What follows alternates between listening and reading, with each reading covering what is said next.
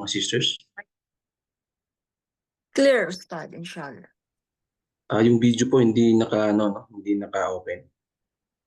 Naka-open din po yung screen nyo, alhamdulillah. Okay po.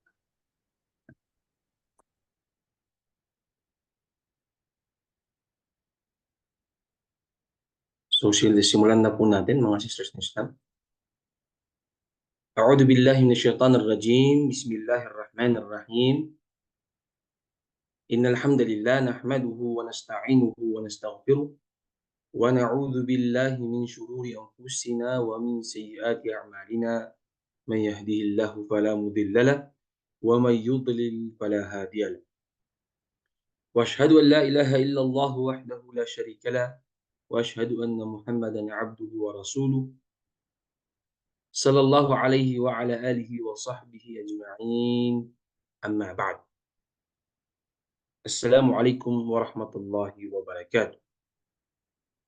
Isang magandang umaga po sa lahat ng ating mga kapatiran na nandito ngayon, mga sisters na nandito ngayon sa Saudi Arabia, at isang magandang hapon naman po sa ating mga pamilya, mga kapatid, mga sisters, mga brothers na nakikinig ngayon na nandyan sa Pilipinas.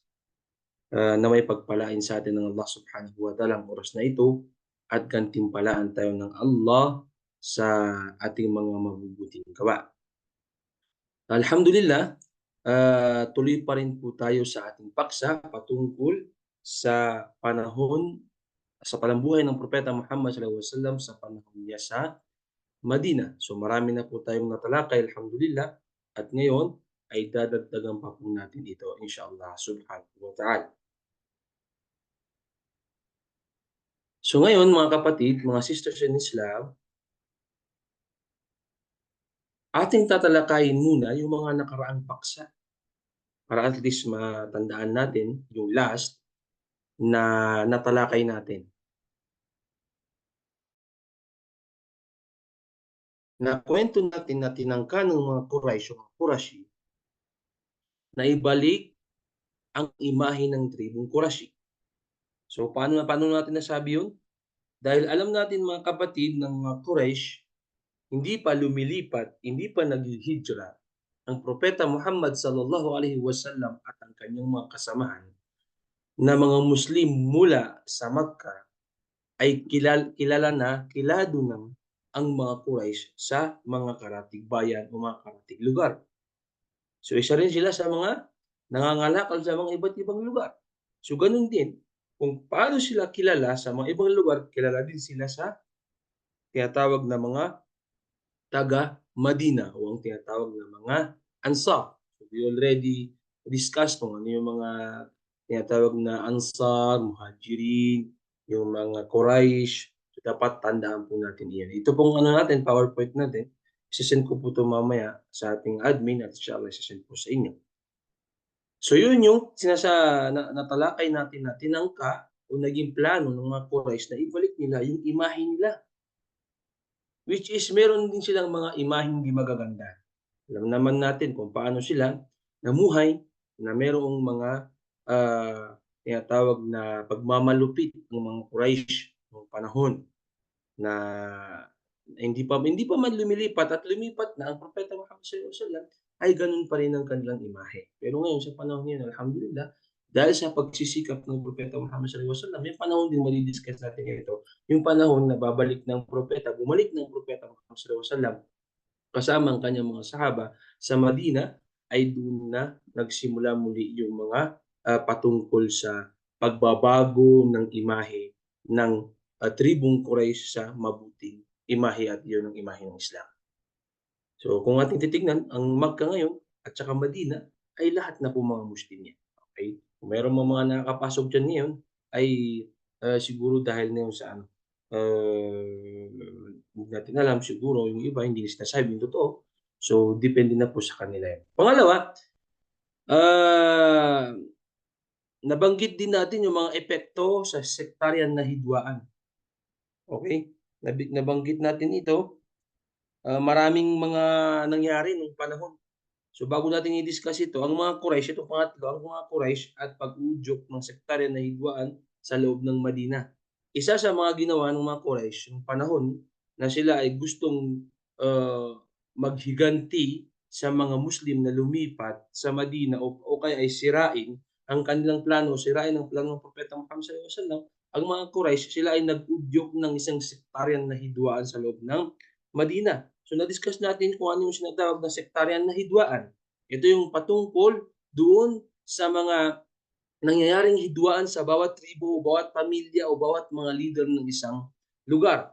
So na halimbawa sa lugar natin dito sa Pilipinas, kung sa Mindanao man nagkakaroon ng mga tinatawag na sektaryan na hidwaan o mga bawat tribo o bawat pamilya, bawat politiko, bawat liderato, so yun yung tinatawag na sektaryan na hidwaan. So sa Madina, nung hindi pa lumilipat ang Propeta Muhammad sallallahu alaihi wasallam kasama ang kanyang mga sahaba, radiyallahu anhum ajma'in, ay meron ng mga nangyayaring mga hidwaan, meron ng mga nangyayaring mga, sabihin na nating, gulo o problema o away sa bawat tribo. So marami 'yan, marami tayong nabanggit na mga ginawa ng mga tinatawag na mga Quraysh. Bumalik ang dating mga hidwaan ng bawat tribo, nagbago-bago ang mga alyansa dahil sa nagpabago-bago ang mga alyansa dahil sa mga, sinasabi ng mga, Quraysh, may mga bumalik sa Islam, meron namang umalis sa Islam. Tapos mayroong mga naungkat ulit yung mga dating mga hidwaan ng bawat tribo. So, nagkaroon ng mahabang oras upang makabuo ng isang Muslim community. Alam natin 'yon, siyempre dahil sa mga kagagawan ng mga Quraysh, ang nangyari, yung plano ng Propeta Muhammad sallallahu alaihi wasallam ay napaunti-unti niyang, itayo ang isang Muslim na komunidad. Dahil sa mga Quraysh, yung iba, imbis na mapadali yung paggawa ng tinatawag na Muslim community ay nagkaroon pa sila ng, konting oras dahil sa gawa ng mga Quraysh. So, nagkaroon din ng doble pag-iingat ang mga Muslim kahit pa sila ay pumunta ng Madina, nagkaroon sila ng doble pag-iingat dahil nandun pa rin ang banta ng mga Quraysh. So, ngayon, ano yung mga tinatawag namang epekto ay nabanggit natin yun, yung mga, paglaban ng Quraysh. Paano ba lumaban ng mga Quraysh? So, isa sa mga hakbang ng mga Quraysh sa kanilang paglaban ay pagpapalalim ng mga panloob na hidwaan. Nabanggit natin yung kanina. Pangalawa, pakikipag-alyansa sa mga tribong Hudyo. Dahil ang mga Quraysh gusto nilang sirain ng Islam, ang komunidad na gagawin ng Propeta Muhammad sallallahu alaihi wasallam, alam naman natin na merong mga Hudyo sa Madina at doon sila nakipag-alyansa. Nakipagkaibigan sila sa mga Hudyo upang makapasok ang pwersa ng mga Quraysh. Nabanggit din natin yung paggamit sa mga munafiqun o mga taong mapagkunwari. Nung panahon ng Propeta Muhammad sallallahu alaihi wasallam dahil hindi makapasok ang mga Quraysh, mayroong mga munafiqun. Sila yung mga tinatawag na mapagkunwaring mga tao. Nag-Muslim sila kuno, sila ay nag-Muslim at pumasok sa Islam, ngunit ang kanilang intensyon ay upang maging spy, sila ang maging, mga tagapagsalita ng mga Quraysh, na kapag merong mga gagawin o plano ang Propeta Muhammad sallallahu alaihi wasallam at saka mga Muslim, ay pinaparating nila ito sa mga Quraysh. So ito yung tinatawag na mga munafikun at gano'n din, isa sa mga naging paraan ng mga Quraysh sa kanilang makikipaglaban ay yung paggamit nila, panggigipit sa ekonomiya at militar. Dahil ang Propeta Muhammad sallallahu alaihi wasallam wala pa silang malakas na puwersa. Alam natin 'yun kasi bago pa lang sila lumilipat sa Madina, so wala pa silang malakas na puwersa o malakas na komunidad. So ang mga Quraysh matagal na silang mayroong mga tao, meron na silang mga, militar. Meron na rin silang magandang establishment ng ekonomiya. So anong nangyari? Isa sa mga ginawang panlaban ng mga Quraysh sa mga Muslim ay yung ginipit sila sa pamamagitan ng ekonomiya. Walang dinadalang mga produkto ang mga Quraysh sa Madina. Hindi rin makapagbenta ang mga taga-Madina o mga Muslim sa Madina sa Makkah. Gano'n din sa mga karatig lugar. So, isa rin yun sa mga ginawang panlaban ng mga Quraysh. At nabanggit din natin ay yung panggigipit nila sa pamamagitan ng militar. Siyempre, kung merong mga, halimbawa, merong mga, kalakal ang mga Muslim mula sa Madina, hindi nila madala sa ibang lugar dahil ginigipit sila o hinaharang sila ng mga militar ng mga Quraysh. Okay? So nabanggit din natin yung mga hakbang ni Propeta Muhammad sallallahu alaihi wasallam laban sa sektaryan na hidwaan. Meron siyang mga hakbang sa pamamagitan ng ginawa ng mga, Quraysh sa kanilang pagbuo ng isang komunidad. Una, yung pagtatatag ng isang konstitusyon ng Madina. So, nung una kasi wala pong isang konstitusyon ang Madina. Meron pong silang mga lider, pero lider o mga pinuno ng bawat tribo. Yun ang nangyayari po sa kanila. So, alam naman natin, nabanggit ko nga sa inyo nung last, ang isang komunidad, kung wala pong leader ito, na maayos na leader na magiging dahilan upang maayos ang isang komunidad, ay malabo pong magkaroon ng isang mapayapang komunidad. So kung halimbawa sa isang komunidad, mayroong mga iba't ibang leader, mayroong, mayor ng isang tribo, may mayor ng isang tribo, may mayor din ng isang tribo, ay nagkakaroon po ng isang tinatawag na hidwaan, sectarian na hidwaan. So isa rin sa mga ginawa ng Propeta Muhammad sallallahu alaihi wasallam ay yung pagtuturo ng pagkakapantay-pantay. Ang Propeta Muhammad sallallahu alaihi wasallam, isa sa kanyang mga paraan kung paano niya tinrato ang mga Muslim na galing ng Makkah, ay gano'n din niya tinatrato ang mga Muslim na mula, na mga lokal sa Madina nung sila ay lumipat na. Okay. So, dapat pantay-pantay po at nabanggit din natin yung pagharap sa mga munafikun, okay. So, isa rin sa mga ginawa ng Propeta Muhammad sallallahu alaihi wasallam ay hinarap niya yung mga munafikun. Ginawa niya ng paraan na mahanap nila o malaman nila kung sino yung mga munafikun na yun, mga tamang pagkunwari. Pang-apat, yung pagpapanatili ng kapayapaan sa kabila ng mga kahit pa mayroong mga gulo o mga sektaryan na mga hidwaan, ay panatili pa ring, ginagawaan ng Propeta Muhammad sallallahu alaihi wasallam ng paraan upang hindi magkaroon ng isang, tinatawag na, sektaryan o isang malaking gulo. So, ganyan po ang Propeta Muhammad sallallahu alaihi wasallam. Kahit anong gawin ng mga ibang tao, kahit sino man 'yan, ay kapayapaan pa rin ang, pinaparating ng Propeta Muhammad sallallahu alaihi wasallam, which is ito ang pinaparating ng ating relihiyong Islam. Kahit nasaang lugar po tayo mga kapatid, mga sisters in Islam, kahit nasaang lugar po tayo, kung gusto mong makasama o kung gusto mong, maipalaganap ang Islam, ay ipalaganap lang natin ang mabuting kaugalian at ang kapayapaan. Dahil yun ay isa sa mga gawa ng Propeta Muhammad sallallahu alaihi wasallam. So ang isa rin panghuli ay gumamit ang mga Quraysh ng tinatawag na psychological na digmaan o ghazwa fikriya.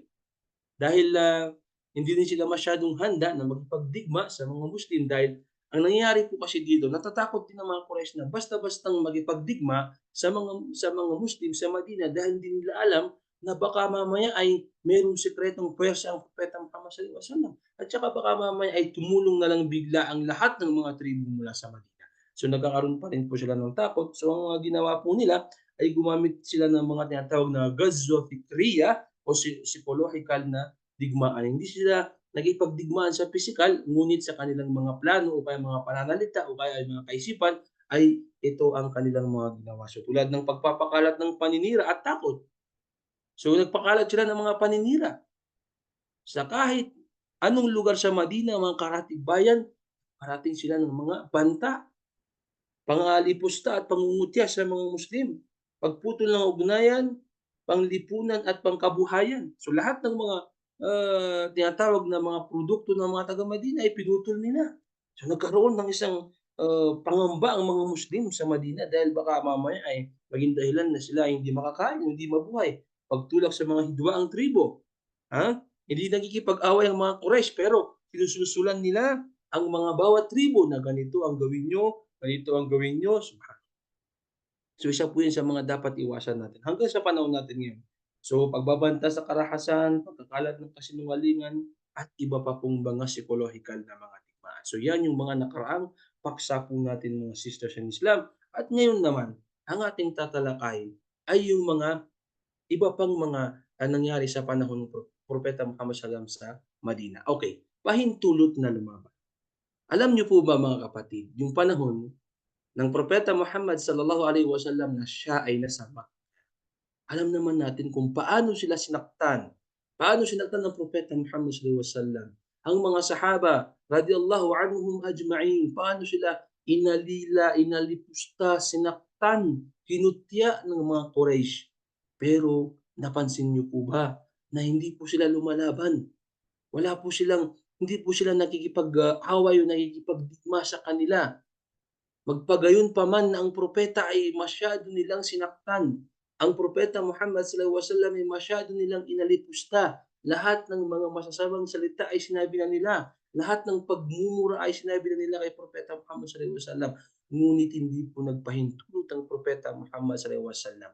Ano ang mangyayari kung ang mga Muslim ay nakakagulat na inatake ng anumang oras? Sa panahon na yun, hanggang sa paglipat nila sa Madina, hindi po sila pinahintulutan muna ng propeta Muhammad sallallahu alaihi wasallam na kung sakaling ang isa sa mga kalaban ay umatake ng mga Muslim, ang panuntunan ay wa'arid anil musyrikin at tumalikod sa mga sumanib sa mga huwad na Diyos kay Allah. Ngunit ang sitwasyon na nagbago na ngayon.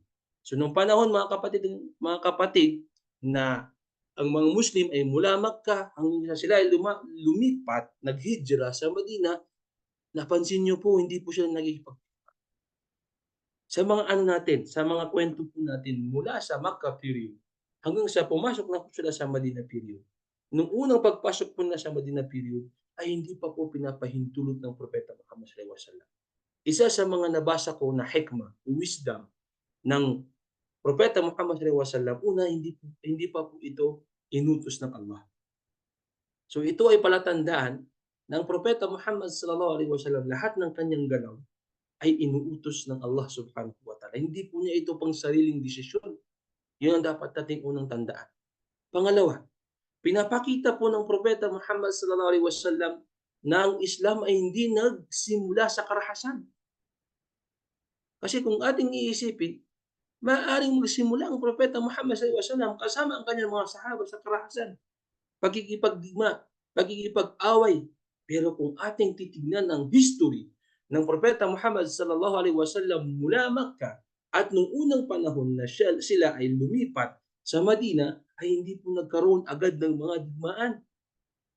Yun yung pangalawang dahilan. Pangatlo, hindi po maaaring iutos ng propeta Muhammad sallallahu alaihi wasallam na makipaglaban ng mga Muslim dahil isa sa mga dahilan, alam niyang maliit o kakaunti pa lamang ang mga Muslim at maaaring mamatay ang kanyang mga kapatid, mga Muslim.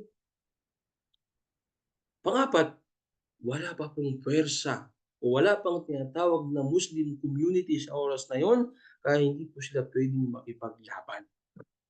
So isa po ito sa mga kamalian sa panahon natin ngayon. Halimbawa, sa panahon natin yun, halimbawa, ikaw ay nakatira sa isang siyudad. Merong siyudad doon halimbawa, yung isang barangay na yun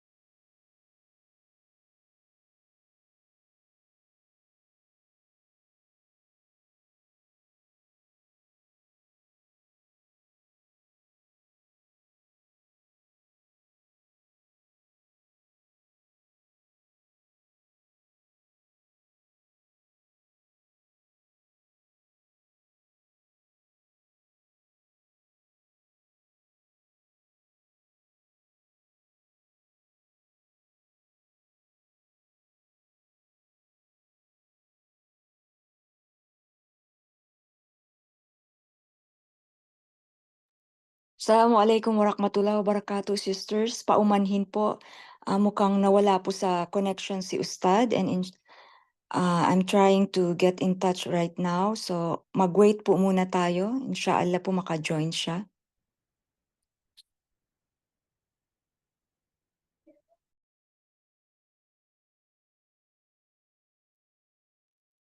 yes po sisters, pasensya na po naputol po ata yung ano po, yung ano natin, yung internet natin. Naririnig niyo po ba ako? Okay na po, Ustad. Alhamdulillah.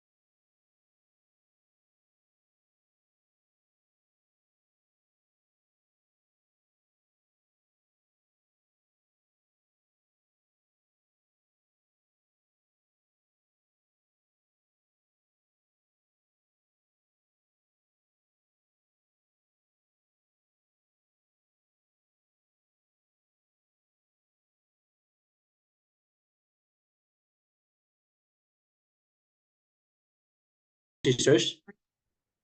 Okay na po Ustad, puwede na po ninyong ipagpatuloy inshallah. Pasensya na po kayo at mahina po. Okay. So yun nga po mga sisters in Islam, nabanggit ko po sa inyo na mula sa kwento ng Propeta Muhammad sallallahu alaihi wasallam sa Makkah hanggang sa Madina ay meron pong tinatawag na hindi pa po nagpahintulot ang Propeta Muhammad sallallahu alaihi wasallam ng pakikitigma. So isa po ito sa mga dapat nating pag-aralan na ang Islam ay nagsimula hindi sa karahasan. Tandaan po natin yan. Marami pong mga relihiyon. Tandaan po natin sa Pilipinas. Paano po naipalaganap ang Kristyanismo sa Pilipinas? Tandaan po natin, dahil po ito sa tinatawag na pagkikitigma at karahasan. Pero ang Islam, mga kapatid, mga sisters ng Islam, nagsimula po muna sila sa da'wa o tinatawag na magandang kaugalian, tsaka po nagkaroon ng mga digmaan at ito hindi rin ginusto ng Propeta Muhammad sallallahu alaihi wasallam, bagkus ito ay naging paraan lamang upang protektahan ang ating relihiyong Islam. Okay? Ano yung mga saloobin ng mga Muslim pagkatapos ng pahintulot ng Propeta Muhammad sallallahu alaihi wasallam sa pakikipaglaban? Siyempre, ang mga Muslim nakikimkim nila yung kanilang mga galit. Merong nakikipag-away o nangangalipustas sa kanila o gumagawa ng isang kawalang katarungan sa kanila. Ano yung nangyayari sa mga Muslim? Sila ay nagsasabar, nagtitiis dahil ito ay hindi pa inuutos sa kanila ng Propeta Muhammad sallallahu alaihi wasallam na makipaglaban. So ano yung nangyari?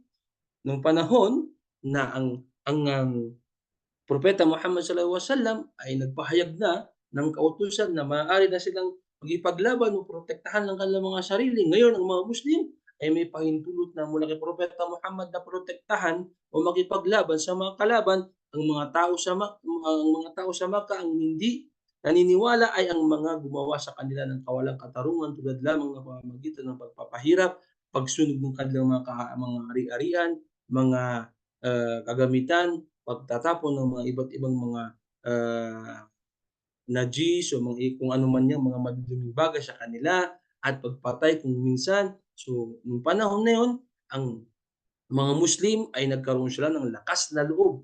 Nagkaroon sila ng lakas na loob na ngayon ay maaari na tayong makipagdigma o lumaban sa mga Quraysh. Kasi nung una, wala silang lakas ng loob.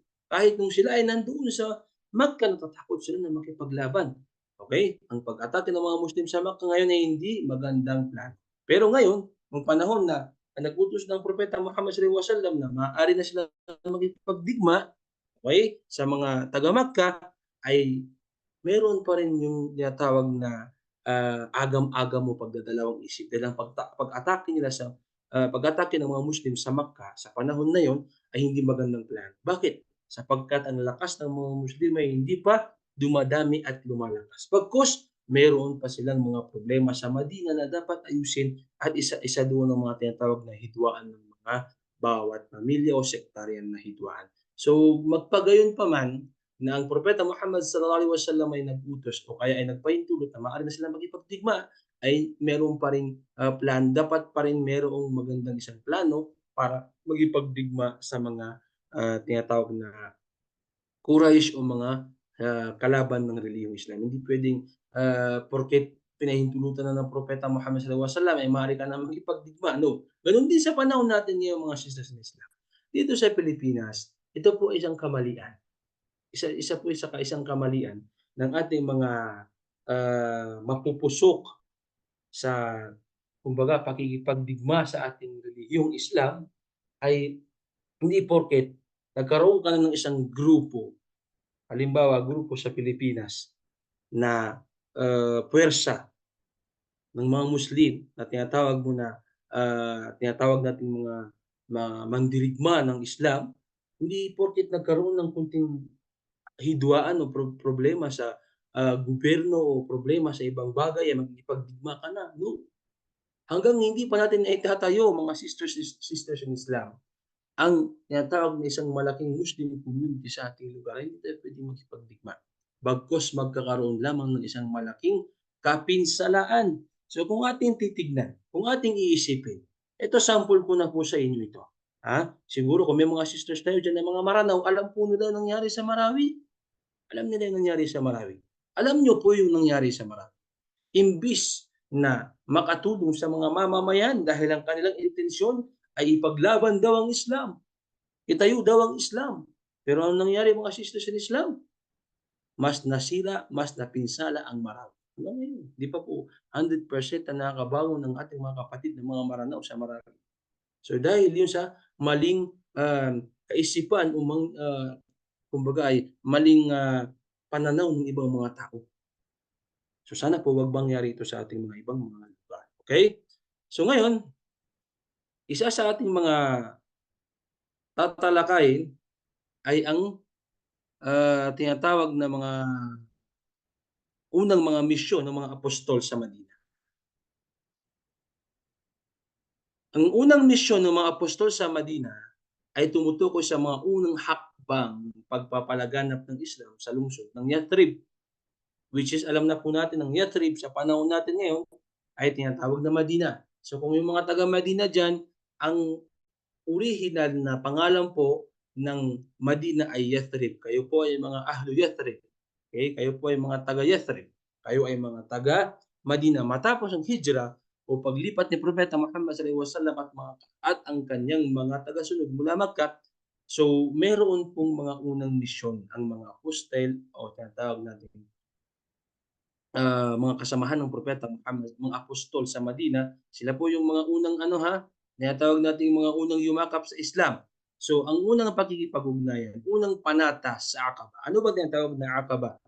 Ang Aqaba o Bay'atul Aqaba, ito po yung panahon na sila ay nangako o nanumpa na walang silang susundin o wala silang leader maliban sa Propeta Muhammad sallallahu alaihi wasallam. Na-discuss na po natin ito sa Makkah. Ang unang opisyal na pakikipag-ugnayan ni Propeta Muhammad sallallahu alaihi wasallam sa mga taga Madina, mga taga Yathrib ay naganap noong panahon ng paglalakbay sa Makkah noong 621. Okay? Sa taong 621 century, ang isang maliit na grupo mula tribong Khazraj ay nakipagkita kay Muhammad at niyakap nila ang Islam. So mayroong mga tao mula Madina, sila ang tribong Khazraj, alam naman natin na sila naging kasama ng Propeta Muhammad sallallahu alaihi wasallam, unang naging kasapi ng Propeta Muhammad sallallahu alaihi wasallam. At ano yung nangyari? Nung panahon na yun yung panahon na sila ay nag-Hajj. Pero yung Hajj nung panahon na yun ay tinatawag na Hajj Jahiliyyah. Okay? Yung Hajj Jahiliyyah, wala pa itong pamamaraan mula sa Islam. So meron silang mga ginagawa sa panahon na yun at nung pumunta sila ng Makkah, nagipagkita sila kay Propeta Muhammad sallallahu alaihi wasallam at ito ay naging dahilan upang sila ay mag-Muslim. Sila ay kakaunti lamang, kung di ako magkamali ay parang nabanggit ko sa inyo 7 or 8. Tinawag itong unang panata sa Aqaba o unang pangako na sila ay susunod sa lahat ng kautusan ng Propeta Muhammad sallallahu alaihi wasallam. Ito ang tinatawag na unang panata sa Aqaba. Ikalawang panata sa Aqaba, noong 622 taon, isang mga malaking grupo na binuo ng 75 na katao, so marami na sila. Nakuwento natin noon nung unang panata, yung mga Muslim na nag-Muslim na mula Madina, bumalik sila ng Madina at nagpalaganap ng Islam.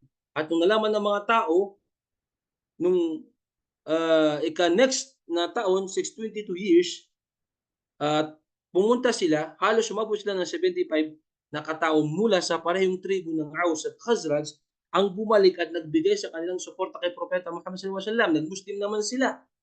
Sila rin ay nangako, nagkaroon ng isang panata o itong tinatawag ng ikalawang panata o ang malaking panata sa Aqaba dahil dumami na sila at sila ay isang naging dahilan upang lumaganap ang Islam sa Madina. So sila yung pinakamalaking, kaya nabanggit ko sa inyo, nung panahon na lilipat ng Propeta Muhammad sallallahu alaihi wasallam kasama ang mga Muslim mula sa Makkah, ay isa sa pinakamalaking sumuporta sa kanila o sumalubong sa kanila ay ang tribong Aus at Khazraj, which is kasama po sila sa mga malaking tribo sa Madina. Hanggang sa panahon natin ngayon, meron pa po silang mga pamilya diyan na mga mula sa kanila. So siguro nagkaiba-iba lang yun ng pangalan dahil tulad po sa atin. Habang tumatagal ay naiiba yung mga apelyido, mga pangalan, so ganun din po sila. Okay, pero silang mga lokal na mga orihinal na tao sa Madina. Okay, ang unang misyon ng mga Muhajirin. Ano ba yung mga unang misyon ng mga Muhajirin? Which is nalaman po natin, ang mga Muhajirin sila po yung mga taong kasama ng Propeta Muhammad sallallahu alaihi wasallam.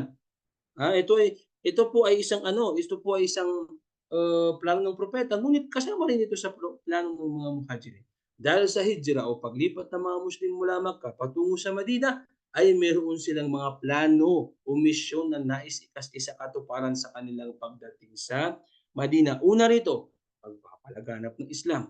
Nagpapalaganap ang Propeta Muhammad sallallahu alaihi wasallam pero gano'n din ang mga kasamahan o mga sahaba ng Propeta Muhammad sallallahu alaihi wasallam. So dapat tayo po mga sisters in Islam, mga brothers in Islam, kahit po hindi tayo tinatawag na scholar ng Islam, kahit po hindi tayo tinatawag na isang malaking ulama ng Islam, kapag ikaw ay mayroong kaunting kaalaman na maaari mong i-share sa iyong kapitbahay, sa iyong kaibigan na hindi Muslim, sa iyong mga kamag-anak na hindi Muslim, ay gawin mo po ito, sisters in Islam, brothers in Islam. Huwag po nating ipagkait sa kanila ito, gawin natin ito. Sabi nga nila, magpalaganap ka ayon sa iyong, kaunting kaalaman, 'wag mo na itong sobrahan. Kung alam mo kung sino ang Allah Subhanahu wa Ta'ala, iparating mo sa kanila. Kung alam mo kung sino ang, ang huling propeta ng Islam, iparating mo sa kanila. 'Wag nating sobrahan. Kasi minsan ito po nagiging kamalian din ng ating mga ibang mga kapatiran. Porket sinabi ng Islam na kayo ay may magpalaganap, kahit po mali-mali na yung mga impormasyon na kanilang nalalaman ay pinaparating nilang mali po yung mga sisters. So tayo, doon lang tayo sa limitasyon ng ating nakakayanan. So gano'n ang isa sa mga plano ng mga Muhajirin na sila ay, napagtanto na nila na dapat na nilang tulungan ang Propeta Muhammad sallallahu alaihi wasallam sa pagpapalaganap ng Islam. Kasi nung unang panahon, sa Makkah ay natatakot sila magpalaganap ng Islam. Ang Propeta Muhammad sallallahu alaihi wasallam lamang at ang Abu Bakar at yung mga ibang mga sahaba ang nagpapalaganap ng Islam. Pangalawa, pagpapatayo ng unang masjid at ito ang Masjid Quba. Tandaan po natin, isa po ito sa dapat nating malaman. Sa Madina, ang unang naipatayong masjid ay ang Masjid Quba. So pag kayo ay nag-umrah, gusto niyo mag-ziyara, magbisita sa Madina, makikita niyo po diyan ang Masjid Quba. Ngayon nagkaroon na po ng isang malaking, magandang daanan mula Masjid Quba patungo ng Masjidun Nabawi. So kung gusto niyong bisitahin 'yan mga sisters in Islam, isa po 'yan sa mga tinatawag na, lugar o sagisag na lugar na dapat nating, mabisita dahil ito ang unang masjid sa Madina at pagkatapos itong gawin ay tsaka isinunod ang tinatawag na Masjidun Nabawi at ito ang masjid ng Propeta Muhammad sallallahu alaihi wasallam. So kung ating titignan, isa po sa magandang kaugalian ng mga Muslim dito sa, kahit saan man lugar, lalong-lalo na sa ating sa lugar sa Pilipinas. Kapag mayroong isang nabubuong maliit na komunidad sa mga siyudad, ah, ay isa po sa pinakamagandang, plano ay yung magkaroon ng isang lugar na bahay kalanginan. Ito ang masjid. So, tingnan niyo sa Manila. Sa Manila meron po tayo diyan sa Quiapo, sa Taguig, sa Baclaran. So, 'pag nagkakaroon ng isang mga, komunidad o kaya ay isang lugar na puno ng mga Muslim, 'yan po isa sa mga nagiging dahilan upang mabuo ang isang magandang samahan ng mga Muslim. So, dapat po isa po 'yan sa mga ano natin, mindset po natin. Pangatlo, ang pag-aanyaya sa mga karatig tribo. So, nagplano po ang mga Muhajirin kasama ang Propeta Muhammad sallallahu alaihi wasallam na ipalaganap sa mga karatig tribo. Hindi lang doon mismo sa Makkah, Madina. Meron din mga karatig bayan. So, may mga iba't ibang tribo doon na tinatawag. So, dapat paunti-unti ipapasok na rin sa ng Islam. Pangapat, pagpapalakas ng Persa o pagpapaunlad ng isang itinatayong komunidad ng mga Muslim. So, yun ang mga plano ng mga Muhajirin. Okay. Patungkol sa mga brigada ng propeta at kanyang mga pananakop sa una at ikalawang taon ng imigrasyon nila sa Madina at itong mga sumusunod. Okay? So, unang taon at pangalawang taon nagkaroon na po ng mga kasi pinahintulutan na ng Propeta Muhammad sallallahu alaihi wasallam ang pakikipaglaban o pakikipagdigma, isa ito sa mga naging unang hakbang ng Propeta Muhammad sallallahu alaihi wasallam. Although hindi sila ang pumapasok sa mga lugar, sila ang nagiging dahilan upang protektahan ang mga Muslim sa Madina. Ang unang taon ng Hijrah. Una, ang tinatawag na unang ekspedisyon ni Hamza o kaya ay paglalakbay ni Hamza ibn Abdul Muttalib o tinatawag na Sayful Bahr sa petsa na unang taon ng Hijra, Marso 623. Ang layunin sa unang ekspedisyon na 'to o paglalakbay na 'to ay harangin ang mga karaban. Kaya ang karaban ay isang grupo o isang, nagkukumpul-kupul na mga grupo ng Quraysh na pinamumunuan ni Abu Jahl na nagbabalik mula sa Syria. So, nung nalaman ito ng Propeta Muhammad sallallahu alaihi wasallam na mayroong isang grupo, isang karavan ng mga Quraysh na pinamumunuan ni Abu Jahl na, pupunta ng Madina, so gumawa ng paraan si Hamza ibn Abdul Muttalib na harangin ang mga Quraysh na ito. So, isa sa mga resulta, walang labanan na naganap ngunit nagkaroon ng isang tensyon. Napaghiwalay sila ng isang lokal na pinuno na si Majdi ibn Amr na naging tagapamagitan sa kapayapaan. So kung ating isipin mga kapatid, hindi pa masyadong nagsisimula ang labanan sa oras na yun.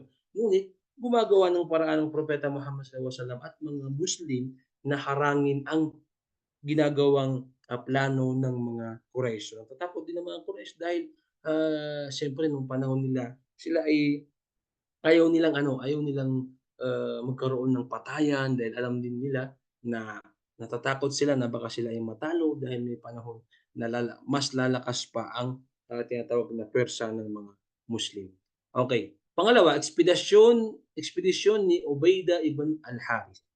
Ito naman yung paglalakbay, ito yung panahon na inutusan din ito ng Propeta Muhammad sallallahu alaihi wasallam na siya rin yung leader ng paglalakbay na ito. Nangyari ito nung unang taon ng Hijra. Okay, noong 623, layunin harangin ang isang caravan ng Quraysh na pinamumunuan ni Abu Sufyan. So, meron din silang mga group, meron ding plano yung mga Quraysh na pinamumunuan ni Abu Sufyan na gusto nilang puntahan ang mga Muslim o gusto nilang sirain ang mga Muslim sa Madina. Pero dahil ang Propeta Muhammad sallallahu alaihi wasallam ang ginawang leader sa oras na ito ay si Ubaidah ibn al-Harith. Ang resulta, nagpalitan ng mga palaso ang mga Muslim at Quraysh ngunit walang naganap na direktang labanan. So meron silang mga konting mga palitan ng mga palaso ngunit hindi po sila nagkaroon ng isang labanan. Dalawang kasapi ng mga Quraysh ay tumakas at sumama sa mga Muslim. So yun yung isang naging resulta ng ekspedisyon ni Ubaidah ibn al-Harith. Okay? Pangatlo, ekspedisyon ni Sa'ad ibn Abi Waqqas. Okay? O tinatawag itong Kharrar. Sa'ad ibn Abi Waqqas, kasama po ito sa mga mandirigma ng ating relihiyong Islam. Nangyari po ito noong unang taon ng Hijra. Ganun din ito, 623 taon. At isa sa mga layunin nito ay harangin isang karaban mula sa Makkah. So, isa sa mga resulta, ang karaban ay nakalampas bago dumating ang mga Muslim, kaya walang naganap na isang labanan. Hindi po sila naabutan ni Sa'ad ibn Abi Waqqas kasi kung nagkaroon sila ng panahon o time na nagkaabutan sa panahon na yun ay maaaring doon na po magsimula ang totoong pisikal na pakikipaglaban ng ating mga kapatid na mga Muslim. Okay? So ito, madali yan mga ano po ito. Kasi kung ating i-discuss po ito, hindi po natin matatapos. Pero dapat meron po tayong mga alam. Noong pangalawang taon ng Hijra, ay nagkaroon na rin po ng mga ekspedisyon o mga paglalakbay. Ito ang tinatawag na ekspedisyon ni Al-Abwa o tinatawag na Wadan. Ang pinuno dito ay mismo ang Propeta Muhammad sallallahu alaihi wasallam. Ito ay nangyari noong ikalawang taon ng Hijra, September 623, at layunin ng panahon na ito harangin ang isang karaban ng Quraysh na bumuo ng alyansa at bumuo ng mga alyansa sa mga lokal na tribo. So isa sa mga layunin ng Propeta Muhammad sallallahu alaihi wasallam ay inaharang pa rin nila ang mga karaban o mga Quraysh na gustong pumasok sa Madina o gustong makipaglaban. At bumuo rin sila ng mga alyansa sa mga lokal na mga tribo. So nung panahon na 'to, isang ikalawang ekspedisyon na tinatawag na Al-Abwa, ang pinuno ay si Propeta Muhammad sallallahu alaihi wasallam ay kumuha siya ng paraan na pumunta sa mga karatig bayan o mga karatig tribo ng mga lokal na magkaroon sila ng mga alyansa. Dahil alam naman natin, ang mga Quraysh, maaari kang mga maliliit na tribo sa Madina ay maaari nilang atakihin o kunin o sakupin. So ang ginawa ng Propeta Muhammad sallallahu alaihi wasallam, siya mismo ay bumuo ng mga alyansa sa mga lokal na tribo, kinausap sila, nakipag-usap sila, kahit di pa kayo mga Muslim, makipag-alyansa kayo sa amin dahil maaaring sakupin kayo ng mga Quraysh.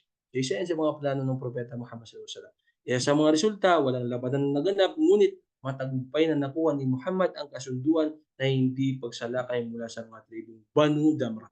Kasi ang mga ibang mga maliliit na tribo sa Madina, natatakot din sila na makipagdigmaan dahil maliit lamang ang kanilang puwersa at maliit lamang ang kanilang, ekonomiya o komunidad. So, isa sa mga naging, koneksyon o naging kaalyansa ni Propeta Muhammad sallallahu alaihi wasallam ay ang tinatawag na Banu Damrah. So, ang mga Banu Damrah, naging kaibigan sila ng sahaba, ang Propeta Muhammad sallallahu alaihi wasallam, naging kaalyansa ngunit humingi sila ng tulong o tinatawag na, kasunduan na tulungan sila na hindi sila masakop o hindi sila, masalakay ng mga ibang mga, tao, ibang mga tribo, ibang mga may plano tulad ng mga Quraysh. Okay. Pangalawa, ekspedisyon ng, buwat o tinatawag na Bawat. At ang pinuno dito ay mismong si Propeta Muhammad sallallahu alaihi wasallam. Ito ay nangyari noong ikalawang taon ng Hijra, Oktubre. 623 taon, layunin, harangin ng isang karaban ng Quraysh na pinamumunuan ni Umayyah ibn Khalaf. So nung panahon na 'to, si Umayyah ibn Khalaf hindi pa po siya nagmu-Muslim. Pero nung panahon na papalaki na po ang Islam, isa po sa mga nag-Muslim ay si Umayyah ibn Khalaf. So pati si Abu Sufyan, nabanggit ko po sa inyo kanina, pati si Abu Sufyan ay nung panahon din na lumalaganap ng Islam ay nag-Muslim na rin po siya. Pero ito yung panahon na hindi pa po sila mga Muslim. Ang resulta sa ekspedisyon o tinatawag na Ghazwat ng Bawat o kaya ay tinatawag na paglalakbay ng buwat o tinatawag na bawat ay walang labanan naganap. Okay? Wala pong naganap na labanan. Pangatlo, ekspedisyon ni Dhul Ashir o Dhul Ushaira. Al-Ushaira, ang pinuno dito ay mismo si Propeta Muhammad sallallahu alaihi wasallam. Ito ay tinatawag na paglalakbay ni Dhul Ashir. Okay, ekspedisyon ni Dhul Ashir o Dhul al-Ushaira. Ang petsa ikalawang taon ng Hijra, Enero 624 624 taon. Ngunit ang layunin dito harangin ng isang karaban ng Quraysh patungo sa Syria. So yung mga Muslim kasi meron na po silang mga kaalyansa sa mga Syria nung panahon na yun, hindi pa po sila marami pero paunti-unti na pong lumalaganap din ng mga Muslim sa Syria. So isa po sa mga naging layunin dito sa labanan na ito o tinatawag na ekspedisyon na ito ay harangin ang mga Quraysh patungo sa Syria upang hindi sila makapunta ng Syria. Resulta, walang labanan na naganap, ngunit muling nakipagsundo si Muhammad sa mga lokal na tribo, ang Banu Mudlij. Tinatawag na Banu Mudlij. So sinasabi ko nga po sa inyo, ang Propeta Muhammad sallallahu alaihi wasallam ay gumagawa siya ng paraan na hindi muna magkaroon ng isang malaking digmaan at nakikipag-ugnayan siya, nakikipagkaibigan siya sa mga iba't ibang mga tribo upang mapalakas, upang maiparating ang relihiyong Islam. Okay? Pang-apat, unang labanan ng Badr o tinatawag na Nakhla Raid. Ang pinuno dito ay si Abdullah ibn Jahsh. Si tinatawag na unang labanan sa Badr. Ito ay nangyari noong ikalawang taon ng Hijra, Pebrero. Layunin ng labanan na to ay mangalap ng impormasyon tungkol sa Quraysh at isagawa ang pag-atake sa Kaaba. So isa ito sa mga naging unang labanan. Pero hindi pa po ito malaking labanan, mga sisters in Islam, unang labanan lamang ito. Tinatawag na Nakhla Raid. Ngunit kaunti lamang ang nangyaring labanan sa panahon na ito. Nagkaroon ng isang unang salpukan ng mga Muslim at Quraysh, isa ang namatay sa mga Quraysh at dalawa ang nabihag nila. Ito ay nagmarka ng isang unang pisikalan ng na sagupaan ng mga Muslim at Quraysh.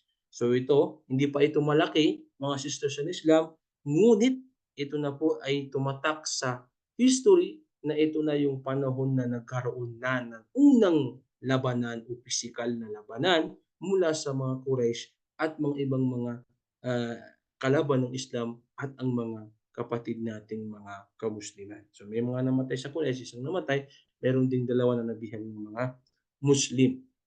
So paunti-unti na po Dito po sa Madina, sa history sa Madina, panahon ng Propeta Muhammad sallallahu alaihi wasallam, marami pong nangyaring labanan dito. So gagawan po natin ng paraan na hindi man natin maikwento lahat ay ma-open po natin yung iba't ibang mga pangyayari. Kasi kung ikukuwento po natin yung tinatawag na ghazwat o kaya tinatawag na, paglalakbay sa, eh, paglalakbay ni sino ba 'to, ni Abdullah bin Jahash sa labanan sa Badr ay napakahaba, napakahaba. So gano'n din sa tinatawag na, paglalakbay nila nung unang panahon, pakikipagdigma nila. So kukunin natin dito yung pinakamalaking tumatak sa ating relihiyong Islam. So una dito ang Badr. Sa Badr ito yung unang labanan, okey? So meron pang pangalawang labanan na nangyari. Ito ang labanan ng Badr o pangunahing labanan.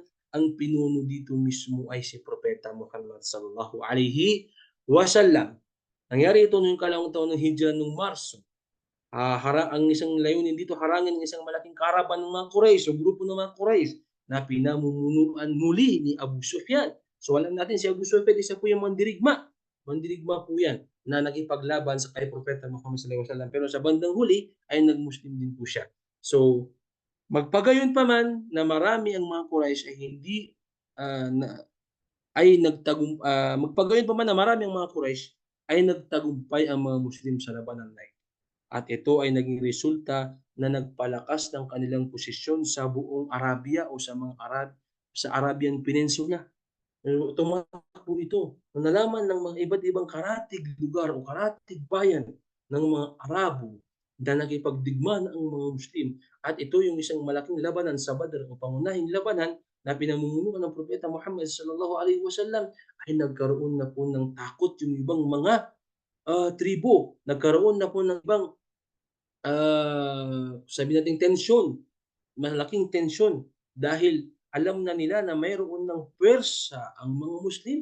Dahil isa po sa kinakatakutang tribo, kinakatakutang grupo sa mga Arabian Peninsula ay ang mga Quraysh. Pero nagawa po ng Propeta Muhammad sallallahu alaihi wasallam na makipaglaban po sa kanila at nagtagumpay sila magpagayunpaman na marami ang mga Quraysh. So dahil po yan sa kanilang, pananampalataya kay Allah Subhanahu wa Ta'ala, paniniwala kay Propeta Muhammad sallallahu alaihi wasallam at gano'n ang kanilang, intensyon na sila ay makikipaglaban para sa relihiyong Islam. So kung ating iisipin mga kapatid, isa po ito sa nagiging dahilan kung bakit ang ating mga kapatid na mga kamusliman na mga mandirigma kahit hindi po sila marami, pero nananalo po sila, nakukuha nila ang tagumpay. Bakit?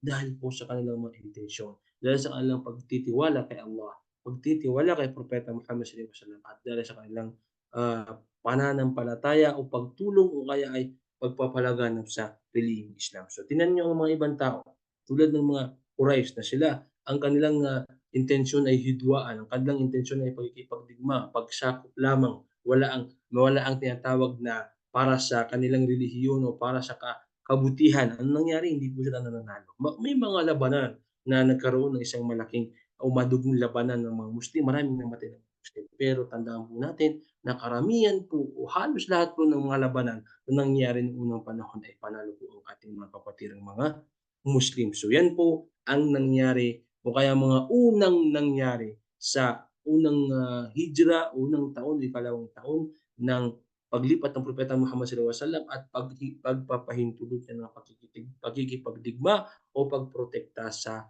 tinatawag na Muslim community. So marami pa po yan inshallah subhanahu wa ta'ala ay i-di-discuss po natin yan paunti-unti.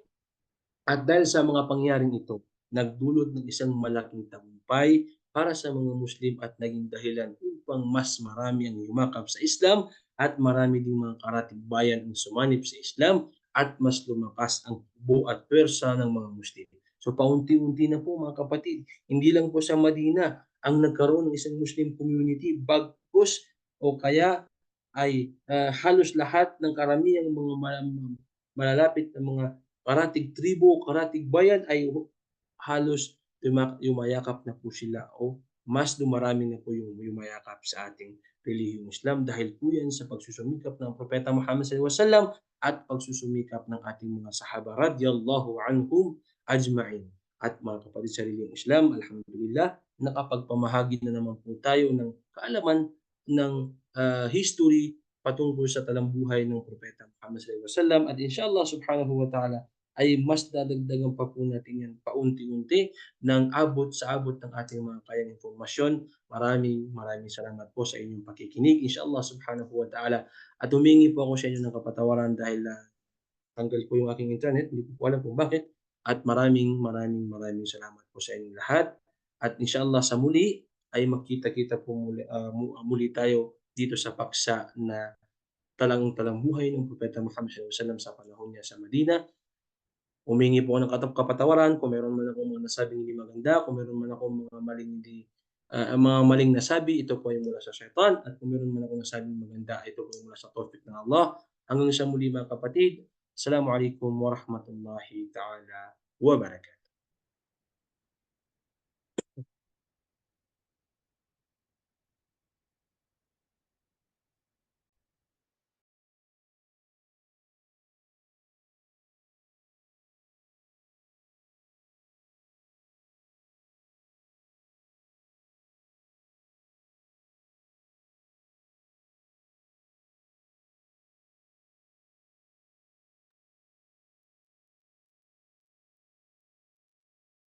Yes po mga sisters.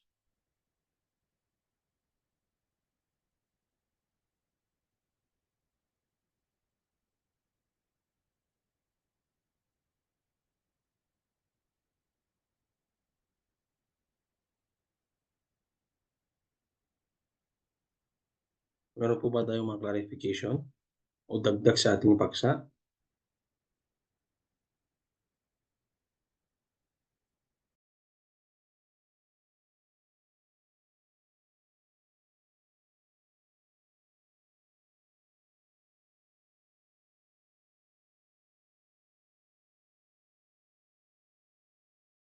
Wala na po ata mga sisters. Maraming salamat po sa inyo at muli po, sana po magkita-kita tayo muli sa Zoom meeting na ito para sa ating mga karagdagang kaalaman.